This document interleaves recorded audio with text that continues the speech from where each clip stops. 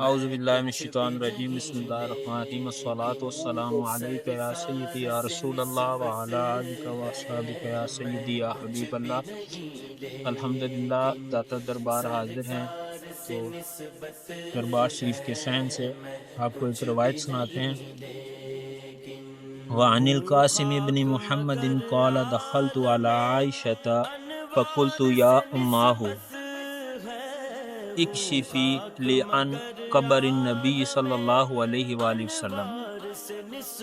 روایت ہے کہ حضرت قاسم ابن محمد رضی اللہ تعالیٰ عنہ فرماتے ہیں کہ میں حضرت عائشہ صدیقہ رضی اللہ تعالیٰ عنہ کے پاس گیا اور عرض کیا کہ والدہ ماجدہ مجھے نبی کریم صلی اللہ علیہ وآلہ وسلم اور ان کے ساتھیوں کی قبر کھول کر دکھائیے۔ آپ نے میرے سامنے 3 قبریں کھولی جو نہ بہت اونچی تھی اور نہ زمین کے برابر، جن پر میدان کی سرخ بجری بچھی تھی۔ حکیم الامت مفتی احمد یار خان نعیمی علیہ رحمہ نے اس کے شرح میں لکھا ہے کہ جو راوی ہیں وہ حضرت صدیق اکبر رضی اللہ تعالیٰ عنہ کے پوتے ہیں۔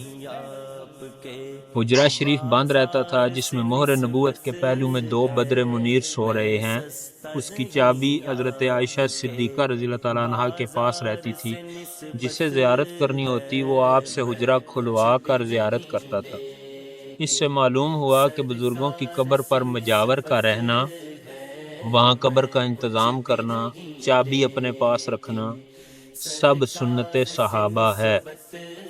یہ حدیث بہت سے مسائل کا ماخذ ہے۔ اس سے معلوم ہوا کہ اول ہی سے آپ کی قبر شریف محض کچی نہیں بلکہ اس پر سرخ بجری بچھی ہوئی تھی۔ تمام دیکھنے والوں نے سرخ بجری ہی کی روایت کی۔ صلو علی الحبیب صلی اللہ تعالی علی محمد۔